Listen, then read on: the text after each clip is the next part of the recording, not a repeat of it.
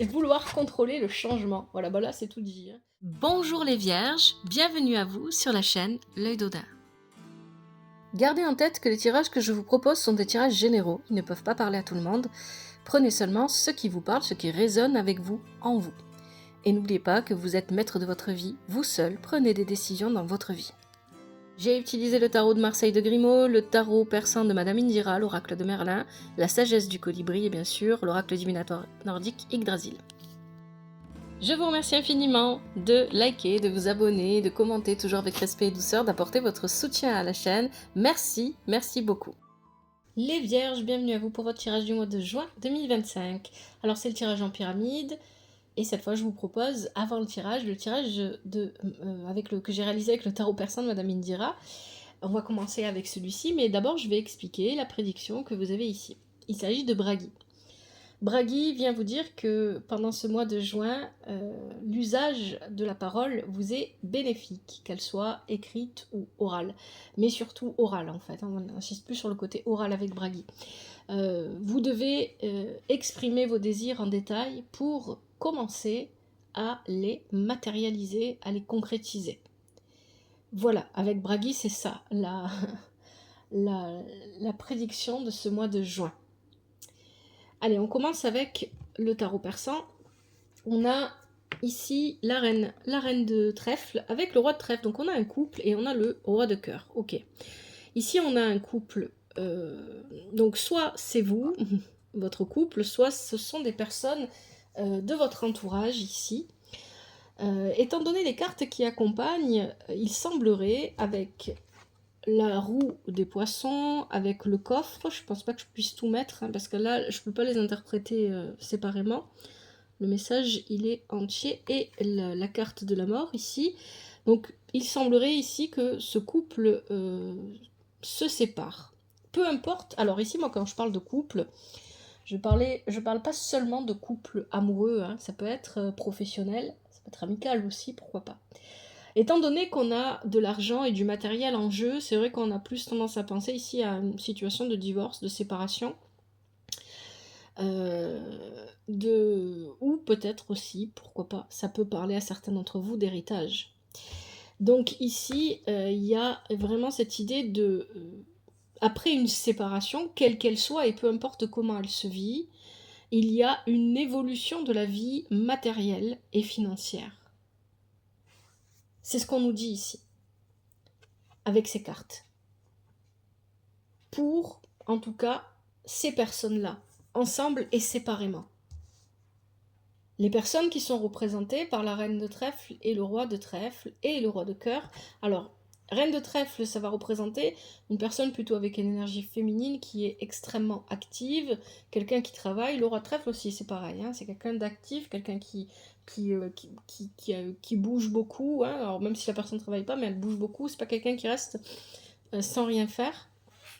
Et ce sont des personnes qui ont des situations financières qui sont confortables. Ça ne veut pas dire qu'ils sont richissimes, hein, c'est pas de ça dont il s'agit là, mais ce sont des personnes qui sont confortables. Le roi de cœur va représenter la générosité. Il peut représenter lui aussi une personne, mais il va représenter ici surtout la générosité, le partage, l'amour, l'empathie, etc. La bienveillance, hein.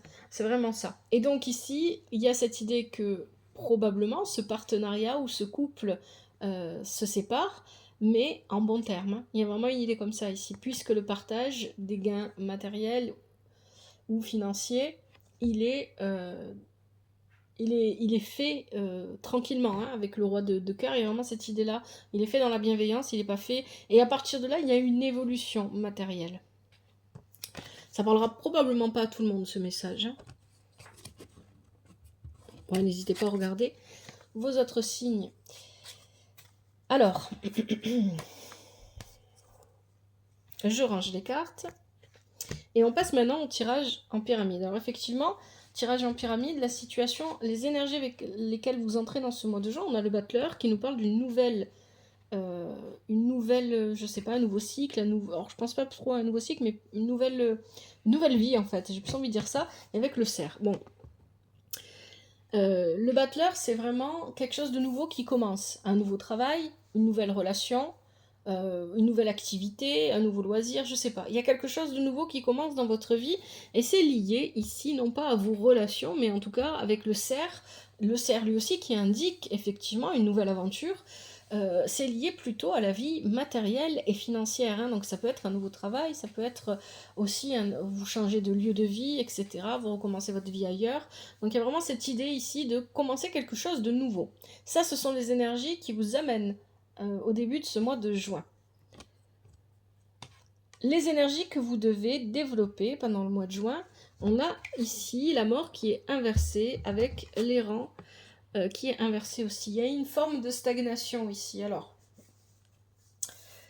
l'arcane sans nom, inversé, vient dire quelque chose d'important, que vous avez du mal à lâcher prise sur le passé. Vous êtes toujours, même si vous commencez quelque chose de nouveau, vous êtes toujours attaché d'une manière ou d'une autre au passé.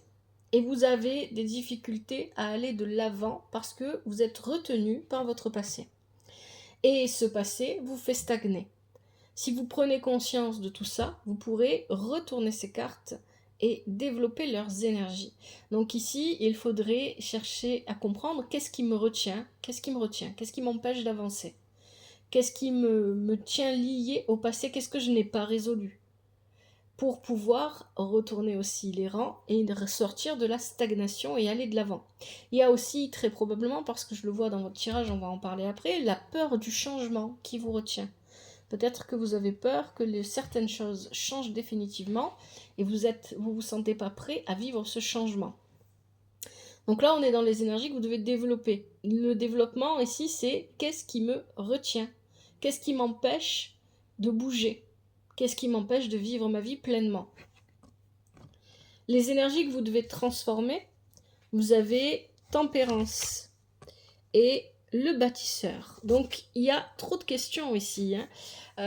C'est vraiment ça, hein. Avec le bâtisseur, vous avez des projets et peut-être que vous êtes trop perfectionniste, hein. Avec le bâtisseur, ici vous avez tendance à trop vouloir bien faire et vous perdez beaucoup de temps sur des questions où la réponse est évidente, facile et où il n'y a pas besoin de se questionner plus, hein. Donc il y a cette idée d'auto-sabotage qui ressort là en fait. C'est-à-dire que vous allez très probablement ici vouloir tellement bien faire que vous allez vous arrêter sur chaque détail pour résoudre chaque petit détail et en faisant ça vous perdez du temps. Je ne sais pas si on peut dire ça comme ça, mais en tout cas vous n'avancez plus, vous stagnez parce que vous êtes bloqué sur chaque petite étape de ce projet, quel qu'il soit, que vous avez envie de mener dans votre vie.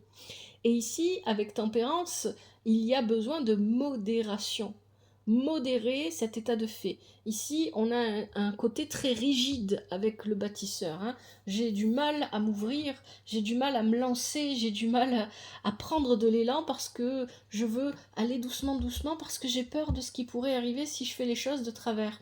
Hein, il y a quelque chose de cet ordre-là. Je veux tout prévoir, je veux tout vérifier, je veux tout fermer à clé pour être sûr que tout est bien fait. Parce que si je loupe une seule petite étape, peut-être qu'il y aura une catastrophe plus tard. Sortez de cet état. Si vous vous reconnaissez dans ce que je vous dis, bien évidemment, sortez de cet état et modérez. Donc là, les énergies à transformer, c'est vraiment ce côté rigide, où je veux tout faire bien parce que j'ai peur de ce qui pourrait arriver plus tard. La perfection, ça n'existe pas. Et la vraie perfection, si elle devait exister, ce serait de reconnaître que rien n'est parfait et de qu'on n'est pas parfait et de s'accepter avec nos imperfections. Donc sortez de cette pensée que si vous ne faites pas les choses bien, une catastrophe arrivera. Parce que là, c'est vraiment ce que je ressens, hein. Vous vous bloquez. Donc il y a, je sais pas, il me semble que c'était à vous déjà que j'en avais parlé de ça, de l'auto-sabotage. Il y a ce côté, je m'auto-sabote et je m'en rends pas compte parce que je veux trop bien faire et parce que j'ai tellement peur qu'il pourrait arriver tellement de choses. Je veux avoir le contrôle des choses, mais je peux pas, donc j'essaye de bien faire, etc. Il y a une pression ici, hein. Vous vous mettez la pression.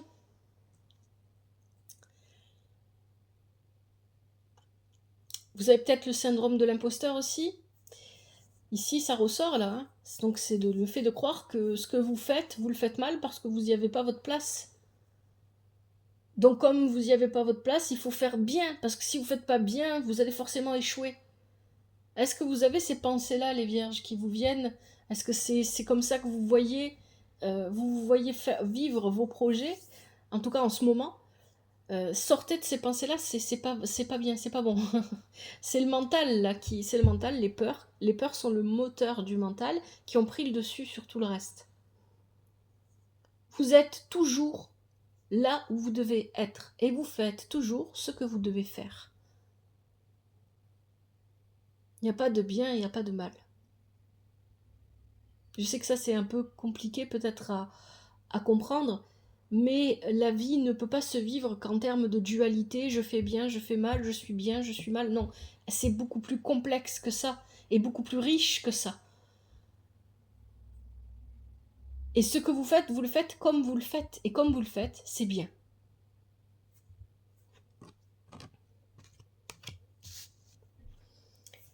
Les énergies positives du mois. On a l'ermite qui est inversé avec le chêne qui est inversé. Donc ici, il y a avec l'ermite un très très gros ralentissement ou bien un arrêt complet, on s'arrête.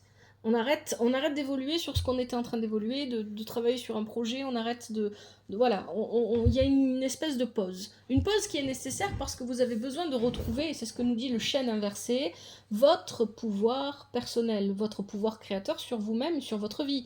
Étant donné, si ce que vous vous reconnaissez bien dans ce que je vous ai dit avant, si vous êtes persuadé que ce que vous n'êtes pas à votre place, que ce que vous faites n'est pas bien fait, que ça ne correspond pas, ça ne va pas, eh bien effectivement, c'est que vous n'avez plus conscience que vous êtes le créateur de votre propre vie. Et dans ce cas-là, vous êtes... vous vous laissez, en quelque sorte, comment est-ce que je peux dire ça, alors que vous voulez contrôler, c'est l'effet inverse qui se passe, eh bien vous vous laissez avoir par les apparences ou par cette vision que vous avez de vous-même en fait. Ici avec l'ermite, il est inversé, ce qui veut dire que là où il n'y a pas besoin, en fait ce que vous devez comprendre avec ce tirage, c'est ça que j'entends pour vous les vierges, vous n'avez pas besoin d'aller chercher des solutions à des problèmes qui n'en sont pas. Il n'y a pas de problème qui vous empêche réellement d'avancer si ce n'est votre perception. N'oubliez jamais que la vie, elle est comme vous la percevez. Toujours. Et ça, c'est quelque chose qu'on peut comprendre facilement. Hein. Vous observez une situation, vous allez la décrire d'une manière, vous demandez à la personne à côté de vous comment est-ce qu'elle va la décrire, il y aura des différences, c'est normal. Chacun sa perception de la vie. Donc si votre perception elle est négative, eh bien forcément vous allez voir des problèmes. Mais là, clairement, on vous dit avec ce tirage, il n'y a pas de problème et il n'y a pas de solution à aller chercher. Il y a un point. Le point dont j'ai parlé tout à l'heure, c'est je suis toujours attachée au passé d'une manière ou d'une autre et j'ai besoin de m'en libérer. Dans le passé, très probablement, ici ça va s'adresser à des vierges qui dans le passé ont probablement vécu à un moment donné une mauvaise expérience où on leur a fait croire, où ils se sont fait croire qu'ils n'étaient pas à la place où ils devaient être, où ils n'étaient pas performants, où ils ne réussissaient pas au terme où la société l'entend, etc. Et que c'est ce qu'ils faisaient n'était pas bien, etc. Donc, c'est resté. Pour moi, c'est ça, hein, c'est vraiment ça. Ici, on ne parle pas de relation, on ne parle pas de famille, on me parle de votre perception de la vie et de votre rapport à vous-même.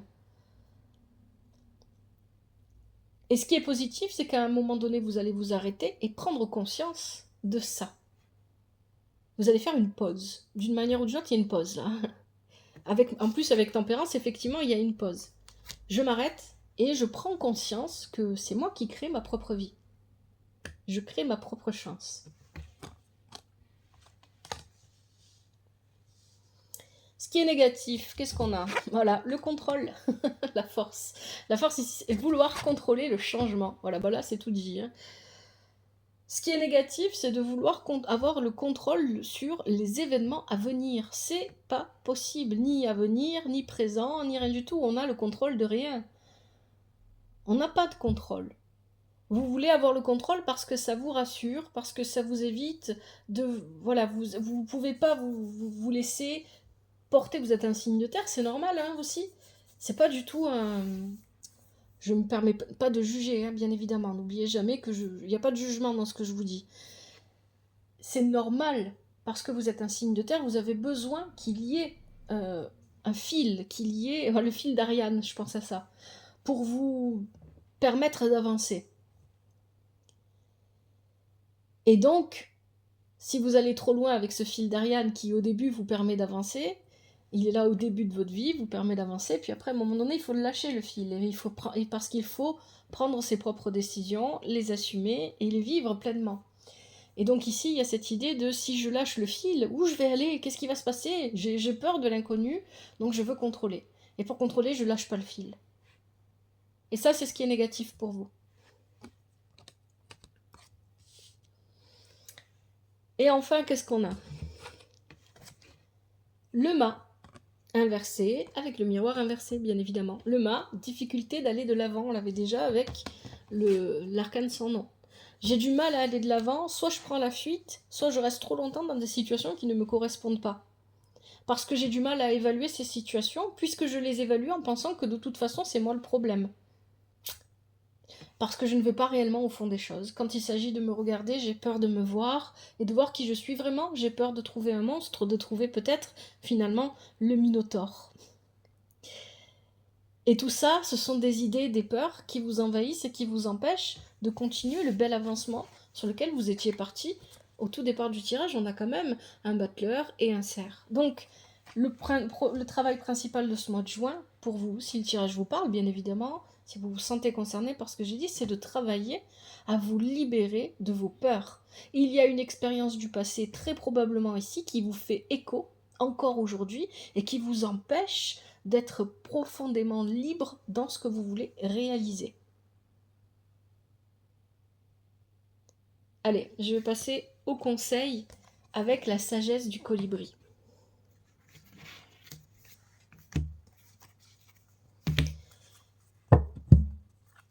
Quels sont les conseils pour les vierges en juin 2025? La sagesse du colibri, il y a des affirmations positives qui accompagnent les cartes. Je vais vous les lire et vous êtes libre de répéter ces affirmations si vous en sentez le besoin. Je vous en laisse le temps.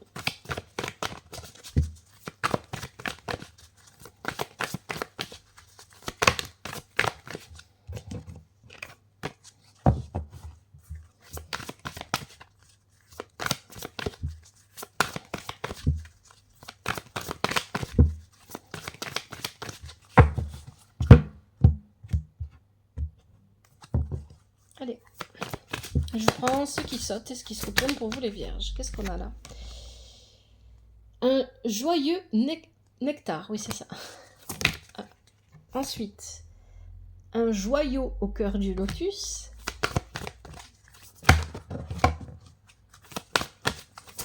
Oh. Et ici, on a fredonner. Allez, on va regarder ça.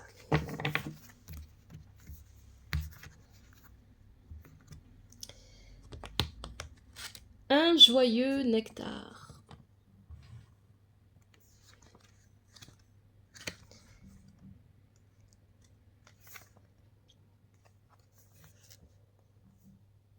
Faites le plein de douceur de vivre. Voici l'affirmation. Je suis éternellement empli du nectar divin, du divin nectar, pardon, abondant en joie et bien-être. Plus de légèreté dans votre vie et moins de pression sur vous-même. Deuxième conseil, un joyau au cœur du lotus.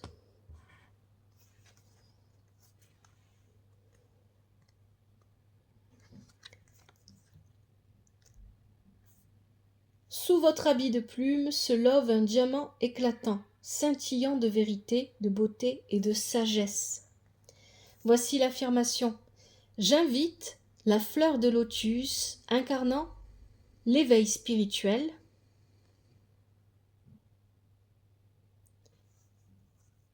à s'épanouir pleinement en moi.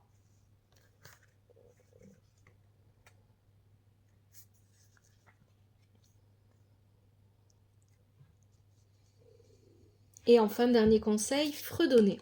Oui, vous avez besoin de faire une pause dans les activités que vous avez quotidiennement, de vous changer l'idée d'une réelle coupure, partez en voyage s'il faut, parce que vous avez vraiment besoin de prendre un autre point de vue, une autre perspective sur vous-même et sur votre vie.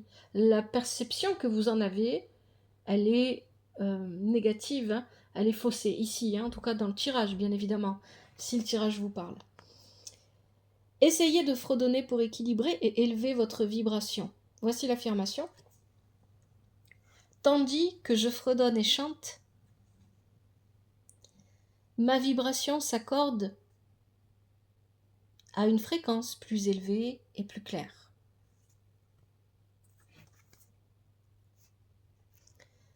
Voilà les vierges, j'espère que ce tirage vous aide, qu'il vous parle. Hein. N'hésitez pas à me le faire savoir via les commentaires, toujours avec respect et douceur. Un grand merci à vous. Prenez bien soin de vous et de votre famille, que la vie vous apporte ce qui est juste pour vous et ce dont vous avez besoin. À bientôt. C'était l'œil d'Odin.